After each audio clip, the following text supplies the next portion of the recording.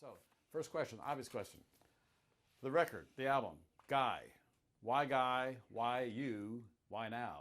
Well, I had really good teachers are the reason I'm able to do this. I got really lucky and I was in the right place at the right time and knew what the wrong place was. And as cool as Austin was at the, when I sort of got out on my own, I just figured out that for me, the weather was too good and the girls were too pretty and the dope was too cheap and I wasn't going to get anything done. I already knew towns and I knew a lot of people that knew Guy. So I headed for Nashville. And Richard Dobson, who I knew from here, was tending bar at a place called Bishop's Pub. And all I was there, I was just waiting to meet Guy, and more than anybody else. And I'd never heard him sing. I knew his songs because Jerry Jeff Walker had recorded them. But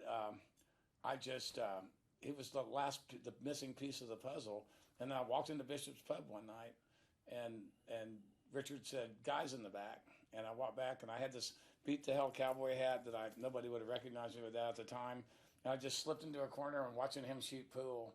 And he was lining up a shot, and he saw me in the corner, and he said, "Nice hat." And the conversation started there. And he just, for some reason, he found out I knew towns, and then he heard a couple of my songs, and he got me my first publishing deal. I wouldn't be doing this without him. So I think teaching's important.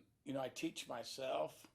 I had good teachers. I had a couple in school that were actually pretty good that pointed me in the right direction. And but then I met Towns, and then I met Guy, and there was this moment of this salon really in Nashville at the time. This group of songwriters that were, and the inmates were in charge of the asylum for about 30 seconds when I got there, and then it ended. But I got there in time to learn a lot, and I just. So I made Towns died, so he was only 51, and he was gone. And so I made that record a few years later. And, after having made that record, I kind of had to make this one because I don't want to run into a guy on the other side having made the Towns record and not made his. I'd be in trouble. Not be good. It would be severe and bad for me. So what is it about those songs? Guy and Towns were different, of course, but what is it about the Guy songs, the way he writes songs, that just kind of grabs you and so many other people, obviously? They're essentially incredibly well-constructed prose that happens to rhyme. I'm not saying they're not poetic, but at their heart, they're not poetry. They're prose, whereas Towns' stuff at its heart was poetry. My tendency was to want to write longer stuff. Guy and I were drunk for 3 days after the wreck of the Edmund Fitzgerald went to #1 because we just had this tendency to write these historical pieces that were long, and they were real stories that had a beginning and a middle and an end. And, we set about trying to figure out how to tell stories in less and less time. Guy was a master at it. He could, that guy, Jack Prigg, that Desperado's Waiting for a Train's about, it wasn't really his grandfather, it was his grandmother's boyfriend. And that's a relationship that begins when he's like about 8 years old. And so all of that stuff when he's a little boy, that incredible, memory of detail. I know, and I guess because I was a Texan too, and I had an uncle who worked for the railroad. He used to come get me and tell my mom, "Hey, I'm going to take the boy up and buy him a soda pop." And he'd say, "Son, where's the nearest beer joint?" And I related to that song almost immediately because of that. And it's just that deal of, the oral tradition in Texas is a big deal. And I think there's a lot of reasons that I could go on and on and on about why I think that's true. But we're storytellers here. Texans speak in analogies. When you ask a Texan a question,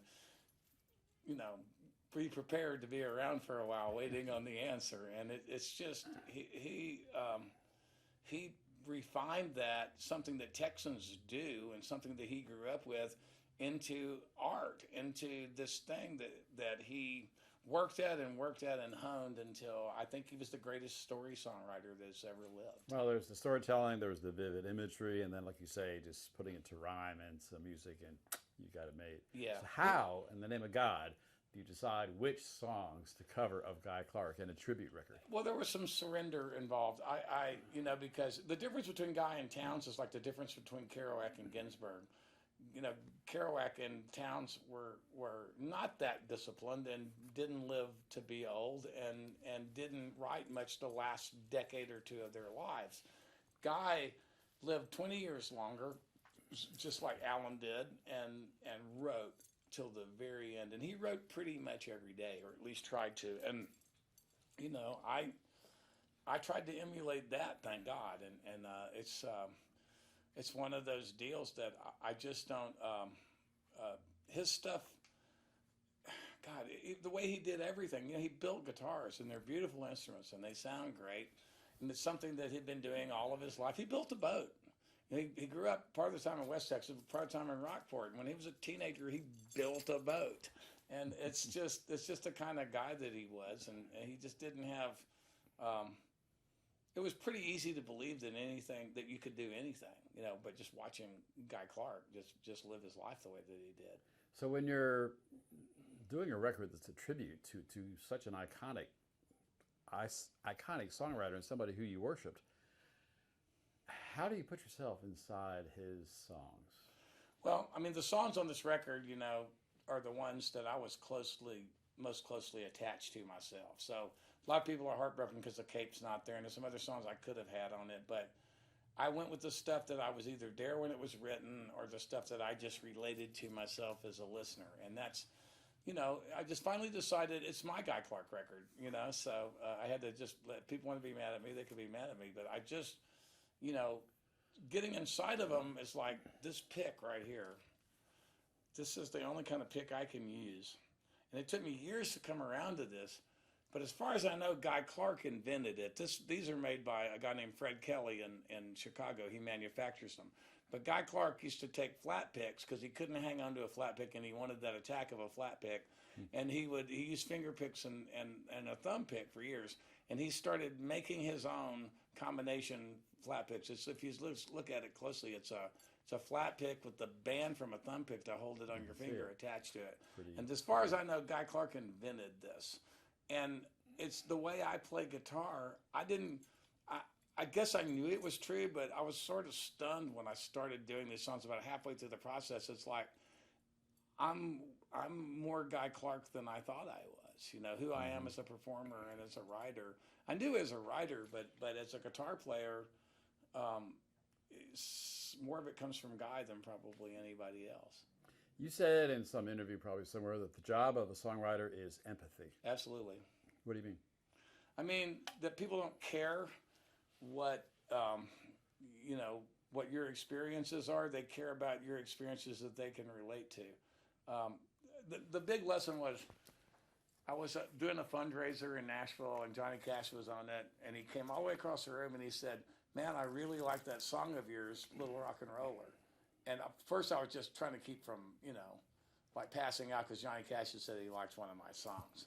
And then, I went on bragging about it. And then I was on touring about 10 days later someplace, and I was coming out of a truck stop headed for my bus.